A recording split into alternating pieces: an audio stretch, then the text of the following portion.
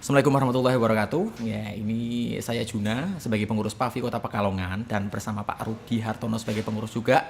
Di sini ada program yang terbaru yaitu PAVI Podcast. Di sini ada nanti kita akan mengulik berbagai informasi tentang kefarmasian. Dari mulai itu kita refresh tentang ilmu kefarmasian yang dulu pernah kita dapatkan, entah di kampus ataupun entah di SMF ataupun perkembangan ilmu kefarmasian yang sekarang ya.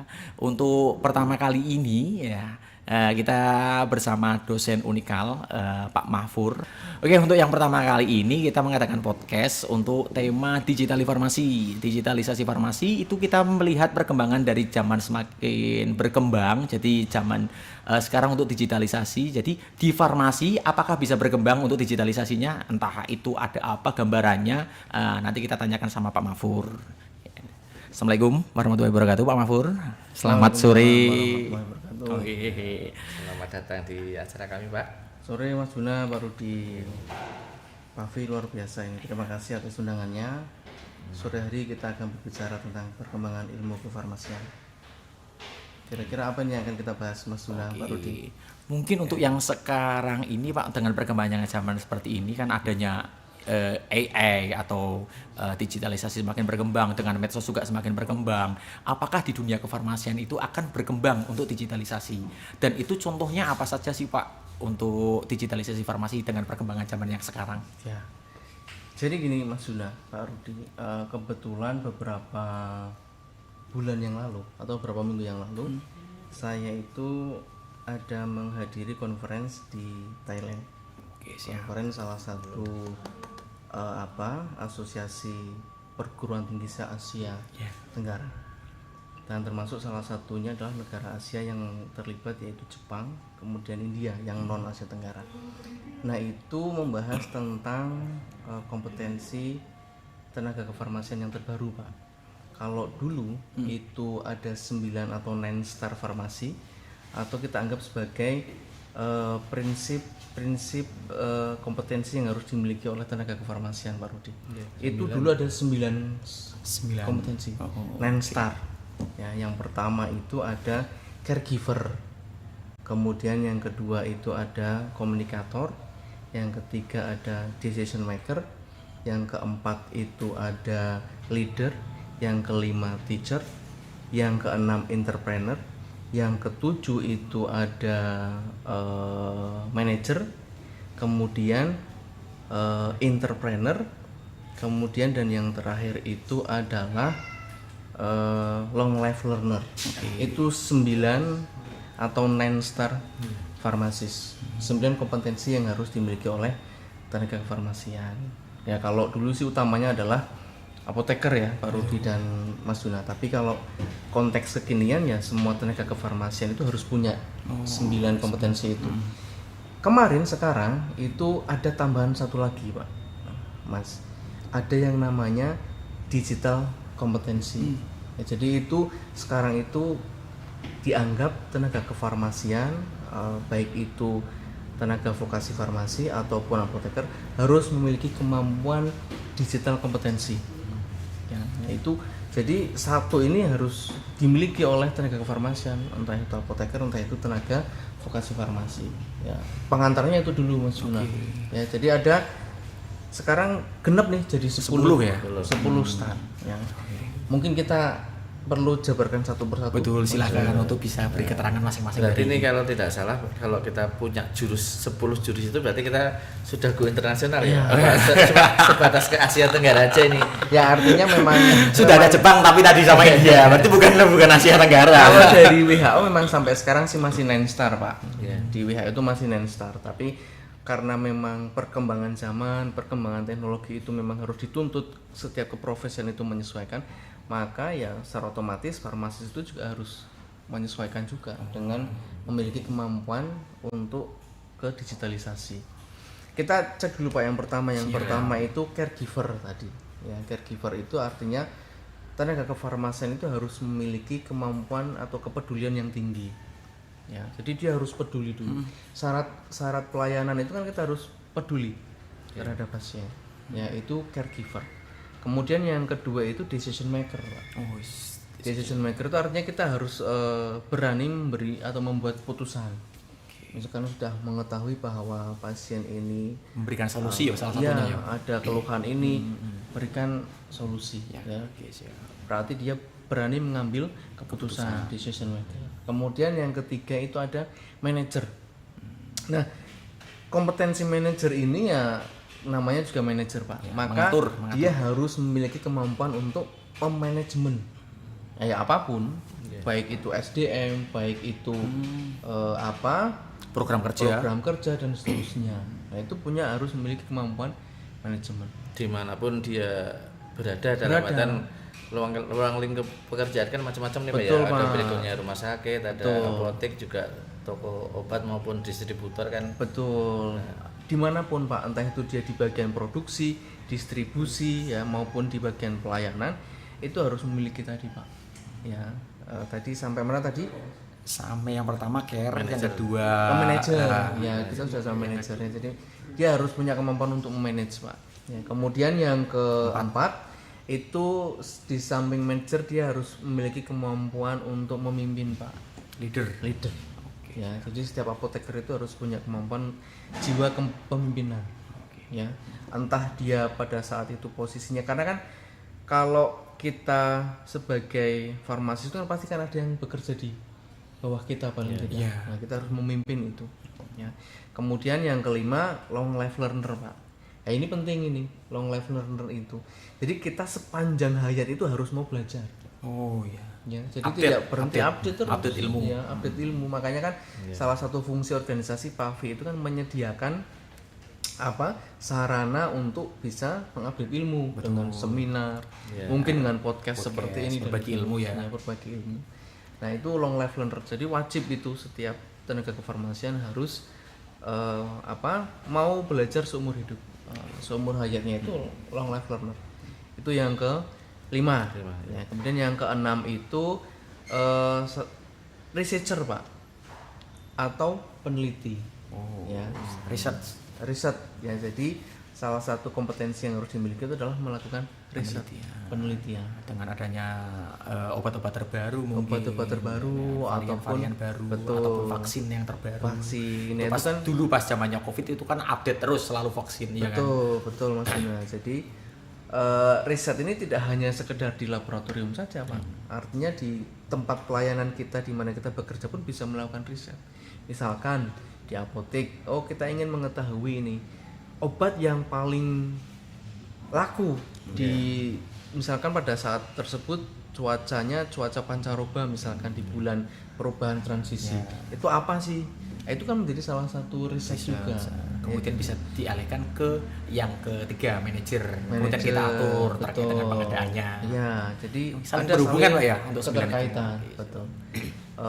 Researcher sudah, kemudian setelah itu sudah berapa tadi? 6 ya. Kemudian setelah researcher itu tadi leader sudah, komunikator Pak.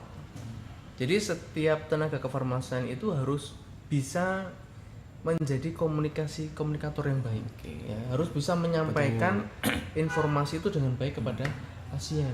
Miskomunikasi ya, ada Jangan beberapa sampai, jangan sampai ada contoh seperti supu ya kan, masukkan dalam bubur.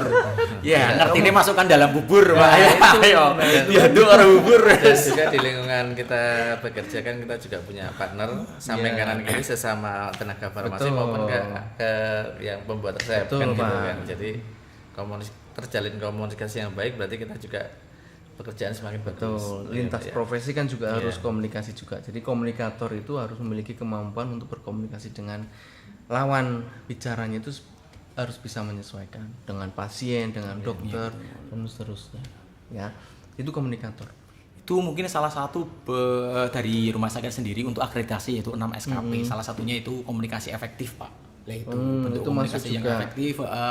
Bagaimana kita bisa, kalau mungkin di kefarmasian konsultasi dengan dokter ya kan, konsultasi misal ada obat yang kosong, misal konsultasi dengan dosis, itu kan bentuk komunikasi kita. Betul. Terus kemudian komunikasi antar bidang, misal kita dengan keperawatan, dengan kebidanan ataupun dengan teman-teman penunjang yang lain. Karena berdasarkan pengalaman, niat kita baik atau cara ngomong kita salah kan nanti hasilnya Wah, itu nanti bener. Ya itu Jadi makanya kan iya. salah satu kompetensi yang dimiliki itu Pak. Ya. Jadi kita harus bisa mengkomunikasikannya itu dengan sebaik mungkin. Kemudian kemampuan selanjutnya Pak itu adalah kemampuan entrepreneur Pak. Ya. Jadi ini kompetensi yang mungkin kurang begitu disadari oleh teman-teman tenaga kefarmasian bahwa kita tuh harus punya Jiwa entrepreneur. jiwa entrepreneur Pak. Jiwa entrepreneur itu juga harus ditanamkan. Jadi pada saat pengembangan kurikulum di pendidikan di dalam pendidikan ya, Pak, ya. kefarmasian itu juga salah satunya harus ada unsur entrepreneurnya. Ya, jadi itu juga harus disadari. Kemudian yang star yang ke-9 itu adalah teacher Pak. Ya, dia harus bisa menjadi pembelajar, guru. Ya, dia harus bisa ilmu yang dia miliki itu harus bisa diamalkan atau disampaikan kepada orang yang belum mengerti tentang kefarmasian atau tentang obat. Ataupun itu kalau di rumah sakit itu masuk ke dalam PIU, pemberian informasi obat itu Iya, salah satunya. ya, salah Iya satunya. kan? Jadi Bagaimana harus kita bisa menyampaikan. menerangkan, iya Betul, kan? betul, Bagaimana Mas kita Yuna. memberikan aturan penggunaan, iya Betul. kan? Ya, dan juga kalau ada mahasiswa yang magang itu kan kita juga Ya, bisa kan salah satunya, Salah satunya ada, untuk ya, salah satunya kan. mahasiswa yang PKL Betul. memberikan informasi Ya, terkait salah dengan satunya. dosis, ya kan? Itu. Betul. Jadi kan menjadi pembimbing di lapangan itu kan berarti salah satunya jiwa pembelajarnya kan memberikan pembelajarannya harus ada Pak. Oke. Nah ini yang terakhir Pak Mas Juna, yang jadi tambahan itu adalah digitalisasi. pelengkap Pak ya. Pelengkap, Kayak- tapi memang harus pelengkap atau penyempurna Pak? Wah, penyempurna Pak. Cuma Sebenarnya. tapi kita nggak bisa menyimpulkan itu penyempurna Pak. Soalnya Betul. perkembangan zaman juga Belum kan tahu kita ya, belum kan. tahu kedepannya seperti Update-nya apa. kan belum Iya, tahu. iya. Tapi untuk saat ini memang tenaga kefarmasian harus menguasai kompetensi yang ke-10 tadi. Kompetensi yang ke-10 yaitu digital kompetensi. Jadi kita tidak boleh ketinggalan dengan profesi-profesi yang lain Pak. Ya, dimana kalau di zaman sekarang itu kan orang mau beli, ibaratnya itu mau beli daster aja kan tinggal rebahan di kamar Pak. Oh iya, siap. Jadi yang main Pak ya. Jadi yang main karena adanya perkembangan digital, perkembangan internet, informatika dan seterusnya. Nah, ilmu kefarmasian itu juga harus menyesuaikan. Nah, itu kemarin dibahas dan sedikit banyaknya itu menyadarkan teman-teman yang ada di tempat kita, Pak. Di Indonesia khususnya. Karena kalau di luar negeri kemarin itu yang melakukan menyampaikan gagasan itu adalah dari India, Iya.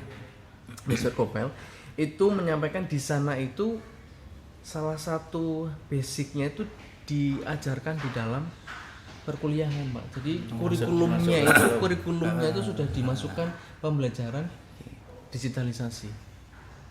Ya meskipun secara praktek keseluruhan saya nggak tahu sudah berjalan atau belum ya. Tapi dari sisi desain pengembangan ilmu pengetahuan awalnya dari perkuliahan. Kalau dilihat dari India sendiri sih semakin perkembangannya sih semakin pesat Pak, karena Betul.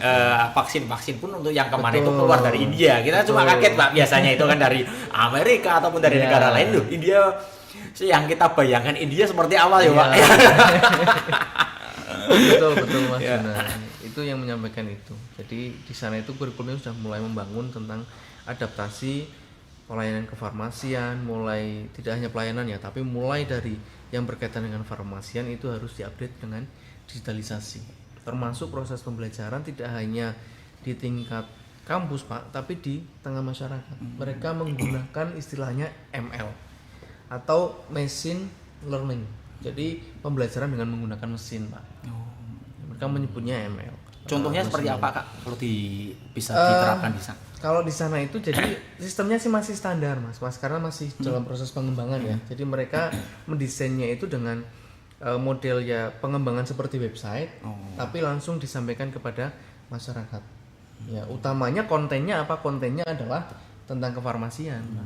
Itu mesin pembelajarannya itu seperti itu. Ya saat ini masih desainnya seperti itu, tapi ke depan mungkin ada aplikasi tertentu saya nggak tahu. Ya, yang penting idenya tuh seperti itu. Oke Pak Mahfur, kalau yang kemarin pas Pak Mahfur itu di Thailand Pak, itu kan di sana ada pemaparan tentang digitalisasi farmasi semua. Kalau mungkin pandangan dari Pak Mahfur sendiri, apakah ada yang bisa kita serap dan bisa kita tiru? Dan mungkin itu juga ternyata dari Indonesia pun juga sudah berjalan. Lah itu apa saja Pak untuk digital farmasi yang ada di Indonesia? Sebenarnya gini Mas, kemarin itu di Thailand itu banyak yang melakukan pemaparan presentasi ya, dan ada banyak sektor di sana. Dan kalau saya lihat sebenarnya pengembangannya tidak hanya dari pelayanan saja. Yang pertama dari produksi. Kemarin yang menyampaikan itu dari Jepang Pak. Salah satunya itu pengembangan produk-produk yang sifatnya aseptis. Itu sudah tidak menggunakan yang menyentuh itu sudah tidak ada tangan manusia. Manusia sudah tidak Semua terlibat. dengan mesin. Semuanya dengan mesin saja. Itu kemarin sudah dipaparkan dan mesinnya juga sudah sudah dipresentasikan. Jadi pembuatan obat, jadi mulai dari produksi Pak, itu mereka sudah mulai menggagas. Tujuannya apa? Tujuannya adalah untuk membuat produknya itu kualitasnya lebih presisi. Ya meskipun dalam proses pembuatan kan memang pasti ada itu indikator-indikator itu, tapi ini adalah salah satu gagasan yang paling tidak itu ternyata yang biasa dikerjakan oleh manusia juga bisa dikerjakan oleh tanpa keterlibatan manusia. Hanya mungkin operator kontrol saja. ya. Iya, hanya Sebagai operator kontrol saja. atau quality control, quality assurance tetap manusia. Jadi kan saya tidak mendiskriminasikan Indonesia Pak ya, dengan berbagai macam negara kan kita juga nggak ketinggalan banget ya. Betul. Kalau menurut pandangan jenengan tuh yang bagus ada presentasi yang negara mana Pak? Kalau kemarin menurut saya itu memang yang paling concern ya, terlihat keseriusannya itu adalah dari Jepang Pak. Mereka ingin mengembangkan berbagai jenis AI, artificial intelligence, untuk meningkatkan kefarmasian. Tidak hanya pelayanan tapi juga dari sisi industrialnya gitu ya. Nah kalau di Indonesia sebenarnya kan keterbatasan Selain di rumah sakit untuk elektronik resep. Kalau di Indonesia ini Mas, sebenarnya kan kita itu kan masih ada di keterbatasan SDM. dari sisi aturan, birokrasi. regulasi sendiri kan kita belum punya Pak. Contoh saja pada bidang distribusi Pak. Mas Juna. Distribusi itu kan sekarang di tempat kita itu kan banyak sekali platform yang menjual produk-produk farmasi. Tapi dari sisi regulasi itu belum muncul sebenarnya. Ya, jadi kalau misalkan kita lihat mau melangkah lebih cepat dalam akselerasi digitalisasi ini, salah satu hambatannya ya regulasi itu sendiri. Makanya kalau untuk bisa melangkah lebih cepat itu ya yang pertama itu kan yang disiapkan adalah regulasinya dulu. Dasar hukum mungkin salah satunya untuk penguat. Betul. Jadi kalau misalkan itu belum, contoh sekarang nih distribusi obat dengan platform kefarmasian misalkan menerima jual beli obat via online. Nah itu yang bertanggung jawab sebenarnya siapa Pak? Ya kan? Iya betul. Jadi tidak ada kejelasan hukumnya seperti apa. Seandainya terjadi penyalahgunaan, yang bertanggung jawab siapa? Itu di naungan siapa? Apa kesehatan? Apa mungkin salah satu nanti hukumnya itu ikutnya siapa? Betul. Apa ikut hukum kesehatan? Apa undang-undang ITE atau mungkin di perdagangan juga? Ayo kan. Kalau saya mikirnya bukan masalah itunya nanti Pak ya. Kita juga nanti masalah dari hulu ke hilirnya juga nanti repot. Kalau kita misalkan pesan obat saya online, dilala obatnya itu Jakarta sampai sini Pekalongan. Padahal obat itu ada suhunya harus dijaga dan lain-lain. Sampai di kita rusak kan kita juga nggak tahu ya Pak ya. Makanya itu. Jadi itu masuk regulasi juga nggak Pak nanti? Masuk Bisa. regulasi. Harusnya, Itu kan harusnya. salah satu yang harus dipenuhi juga pada saat proses distribusi kan Pak. Jadi regulasinya harus disiapkan. Jadi kalau saya melihat untuk bisa akselerasi ke digitalisasi itu yang pertama harus disiapkan adalah regulasi. Saya memang sedikit banyak punya pengalaman tentang distribusi Pak. Jadi mungkin saya banyak cerita di situ. Setiap PBF itu mengeluarkan platform Pak. Ya mungkin Mas Juna, Bapak juga mengerti lah ya. Misalkan PBF A itu punya platform A. Yang ini juga tidak hanya digunakan oleh pengguna atau di outlet kefarmasian saja, entah itu rumah sakit atau puskesmas ataupun klinik gitu ya. Tapi juga langsung terhubung dengan user langsung. Nah, itu kan yang bermasalah. Betul. Ya, karena regulasi tidak jelas. Kemudian kontrolnya siapa seperti yang tadi kita diskusikan. Ya, jadi itu regulasi yang bermasalah, Pak. Tapi itu perlu didorong, Pak. Karena saya yakin digitalisasi ini kalau dari sisi perkembangan zaman, sebenarnya kan digitalisasi ini kan sudah memakan banyak korban, Mas. Kita Itu lihat yang saja. nanti saya mau tanyakan Nah, nih, dari keuntungan dan kerugiannya Ya, sendiri itu seperti apa? betul. Iya kan? Nah, Ada, selain dari Iya. efisiensi itu kan sekarang efisiensi betul, semua. betul. Tadi kan memakan banyak korban digitalisasi. Contohnya pelaku usaha, Pak, sekarang. Ya. Ya, yang dalam tanda kutip regulasinya tidak begitu ketat lah. Karena itu potong jalur Pak, Iya, ya. itu kan potong jalur. Ya, proses distribusinya itu kan langsung potong jalur antara produsen bisa langsung ke user. Iya. Ya, tanpa adanya keterlibatan rantai pasok yang panjang. Nah, itu Iya. kan banyak. Nah, di kita juga harus seperti itu. Ya. Tapi ya tadi kalau pelayanan kesehatan kan tidak bisa kita samakan dengan pelaku usaha yang ya katakanlah biasa fashion atau Iya. apa gitu kan biasa. Kalau berkaitan dengan pelayanan kesehatan kan banyak detail yang harus kita perhatikan. Nah, itu yang harus diatur dalam regulasi tersebut. Gitu maksudnya. Untuk contoh yang sekarang sendiri Pak, ya kita kembali lagi ya, yang sudah berjalan di Indonesia itu seperti apa untuk digital farmasi selain untuk seminar atau webinar, gitu kan. Selain itu kan termasuk dari ilmu kefarmasi juga. betul. Terus kemudian ada beberapa digitalisasi tentang seperti mungkin kita bisa sebut obat apps lah. Itu cara bentuk mereka memberikan edukasi atau informasi, Ya, ya kan. betul. Terus kemudian kita perdagangan juga udah ada Pak sebenarnya Pak, ya kan ada Swift RX mungkin. Iya, Ya, Swift itu kan mungkin RX. salah satunya, ya kan. Betul. Nah, tapi kembali lagi itu ke regulasi. Jadi mereka belum kuat dalam hukum, mungkin dari kefarmasian atau dalam bidang pengadaan itu masih masuk untuk yang Indonesia sendiri itu e-katalog Pak. Ya. Ya itu kan salah satunya yang resmi dari pemerintah ya kan, dari harganya ya resmi, terus obatnya juga pilihan dan resmi ya kan. Itu mungkin salah satu yang paling aman ya kan dengan e-katalog untuk pengadaan sendiri. Ya, itu Pak, selain dari digitalisasi yang dari pembelian, mungkin ada alat-alat tertentu. Soalnya kemarin ada beberapa dari rumah sakit lain, ada yang sudah menggunakan untuk pembagian puyer atau pembagian puyer itu sudah menggunakan mesin. Jadi kemungkinan itu tidak menggunakan kasat mata lagi nih Pak, ya kan.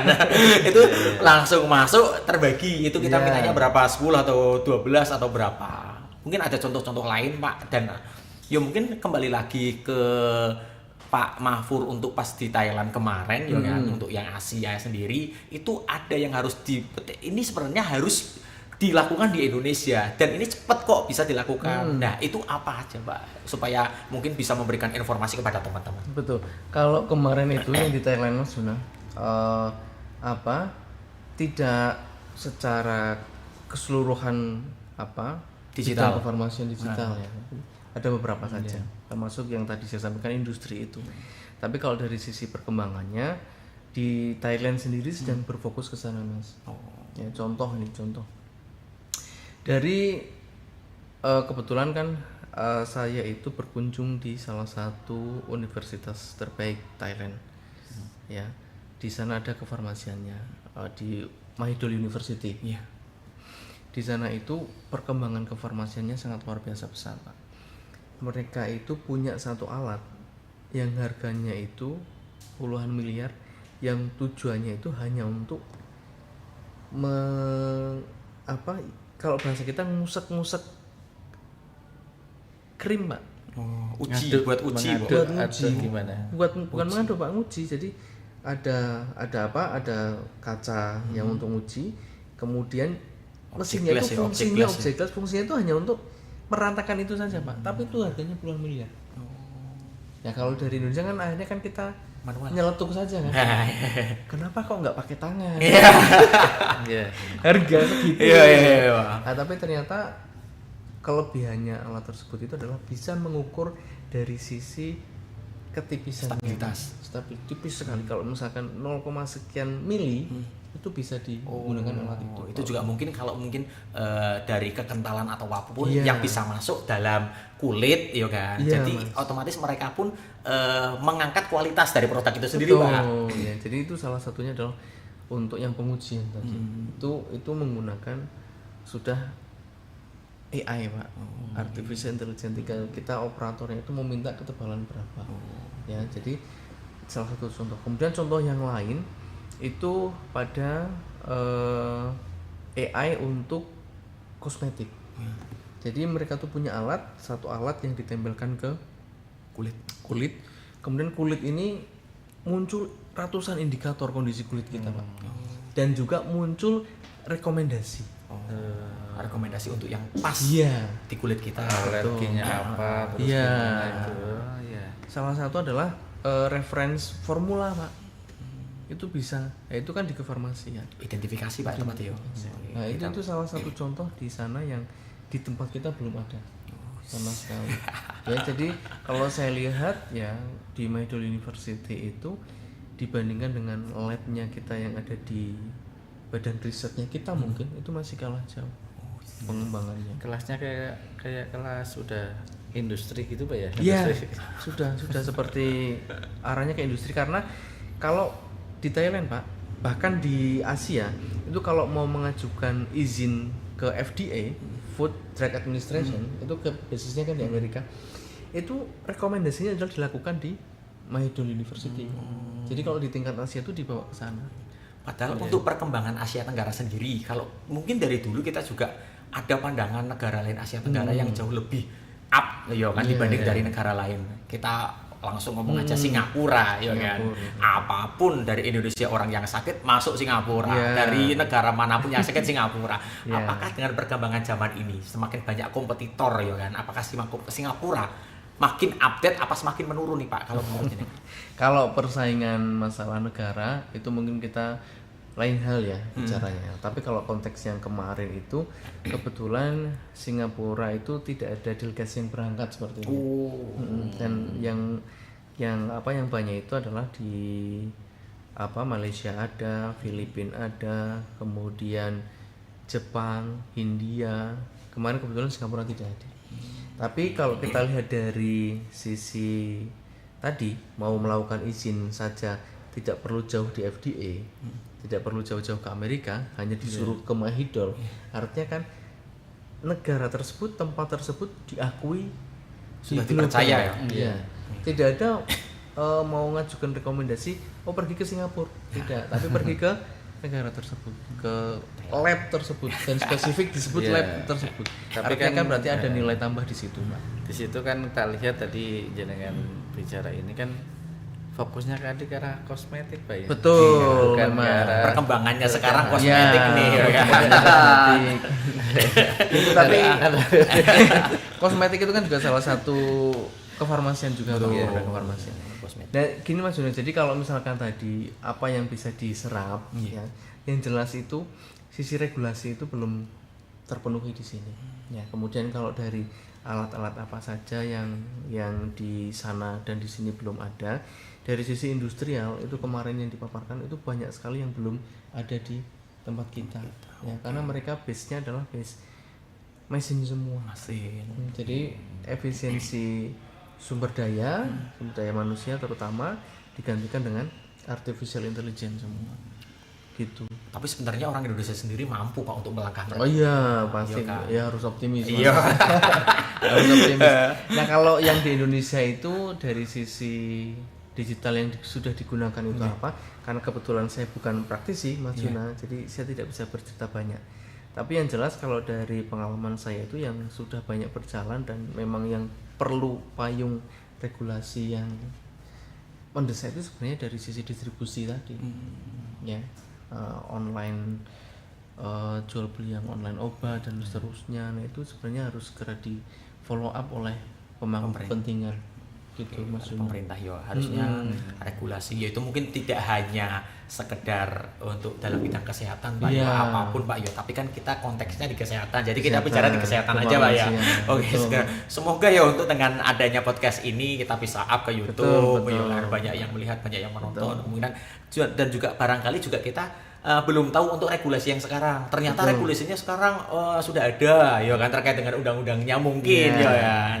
Ya mungkin kita bisa diberikan masukan ya kan, atau sebuah komentar itu terkait dengan undang-undang apa saja. Betul Mas Juna. Kemudian ini Mas Juna, ini ada salah satu ide yang lumayan bagus juga Mas. Selama ini itu AI di bidang pelayanan itu belum ada. Ya, Pak dan Mas Juna. Kalau dari kedokteran kan sudah ada AI. Misalkan nih kita cek denyut atau nadi, kemudian kan muncul. Betul. Ya, oh ini dari sisi nadinya misalkan akan terindikasi apa punya apa, Terus ataupun dari jam sisi digital untuk jalan jam kaki, digital dan seterusnya. untuk lari, Iya. gitu kan kita bisa lihat ya. Nah ini kan yang belum ada ini Mas, dari informasinya belum ada. Oh oke siap. AI yang sekarang itu di belahan dunia pun belum ada yang bisa yang belum bisa langsung merekomendasikan obat apa. Oh, tapi untuk yang berjalan sekarang nih Pak ya, untuk masing-masing obat itu kan sudah ada yang melangkah, diberikan barcode Pak. Oh, jadi iya. misal kemasan untuk alat hisap, yo kan, mungkin seretit ataupun spray, alat spray lah, yo kan, seperti itu ada bentuk barcode-nya. Kalau misal itu di barcode itu sudah menuliskan aturan penggunaannya. Oh iya. Nah itu beberapa sudah ada berjalan, yo kan. Cuma kalau itu juga bisa, aku takutnya kalau misal elektronik resep itu berjalan dan bentuk digitalisasi pun sudah berubah Pak Yo. Maksudnya bisa dirubah dengan kita bisa mungkin dengan resep kita menuliskan nama yang lain atau nama kita dengan obat-obat narkotik psikotropik itu juga bisa digunakan kesalahan. Iya. Itu konteksnya kan identitas Mas ya. Tapi kalau yang tadi saya sampaikan itu konteksnya adalah perekomendasian obat yang sesuai. Itu AI belum bisa mau ke sana Mas. Jadi kalau misalkan kefarmasian itu pengen menciptakan salah satu inovasinya ya tadi. Jadi ketika ada diagnosa ini, kemudian AI itu langsung bisa merekomendasikan dengan kompleksitas diagnosis. Iya. Jadi kan nanti ada Misal kaitannya dengan memasukkan dengan ya, versi sekian rekomendasi sekian, obatnya apa. rekomendasi. Di samping itu kan misalkan ada mau melakukan peresepan, itu kan juga harus disesuaikan dengan tadi adanya interaksi dan seterusnya. Oh iya. Nah itu kan kalau misalkan sudah ada yang bisa membuat sistemnya itu keren itu. Iya kan mungkin kita batuk berapa hari, 3 hari, 2 hari langsung muncul mungkin antibiotik apa seperti itu. Rekomendasikan kemudian kondisi kalau misalkan mau kombinasi obat, misalkan ada ekspektorannya, kemudian ada zat aktif yang lain, itu harus dilihat interaksinya, itu harus sudah bisa merekomendasikan. Kontraindikasinya Ya, dengan dengan apa? Nah, itu Mungkin kita bisa mandiri tanpa perlu catatan keperawatan ya. Biasanya kan catatan keperawatan sakitnya udah berapa hari, batuk pilek berapa hari, tensinya berapa. Kita ketik sendiri. itu yang belum ada Mas Juna. Tapi tetap berhati-hati Pak ya dengan seperti itu ya kan. Maksudnya kita kan bisa ketik aja asal kita dengan obat yang kita mau kan, mungkin dengan kita susah tidur. Nah, muncul obat tertentu lah. Itu yang itu juga termasuk legalitasnya itu kan kita belum tahu. itu termasuk ini Mas, digital referensinya itu juga harus masyarakat harus diberikan juga ya. Edukasi Pak ya. Edukasi digitalnya itu rendah ya bisa sembarangan. Betul. Mungkin lewat podcast nanti kita bisa memberikan edukasi kepada masyarakat. Ya. Nanti di pertemuan berikutnya. Siap, nampaknya ini 30. Harapannya saya diundang lagi. Siap, terus lanjut. Oke, nampaknya mungkin waktunya sudah selesai Pak untuk 30 menit ya kan. Terima kasih kepada Pak Mahfur, ilmu yang bisa diberikan kepada kita semua, edukasi tentang digitalisasi farmasi, bahwa kita ada beberapa PR ya. Yang pertama yang mungkin salah satunya dengan menguatkan regulasi sendiri Pak ya. Kemudian kalau regulasi udah kuat, kita memberikan inovasi, kita berani Pak ya. Oh, kita sudah aman, kita udah inovasi, ini inovasi. Jadi mungkin berkuat regulasi, maka ide-ide muncul dari anak-anak muda atau Gen Z yang sekarang mungkin akan jauh lebih menarik itu ya. Terima kasih kepada Pak Mahfur, Pak Rudi, ya kan. Mungkin bisa disambung lain waktu untuk bisa ngobrol lebih dengan tema-tema kefarmasian yang lain ya kan. Terima kasih pada Pak Mahfur. Assalamualaikum warahmatullahi wabarakatuh. Waalaikumsalam warahmatullahi wabarakatuh.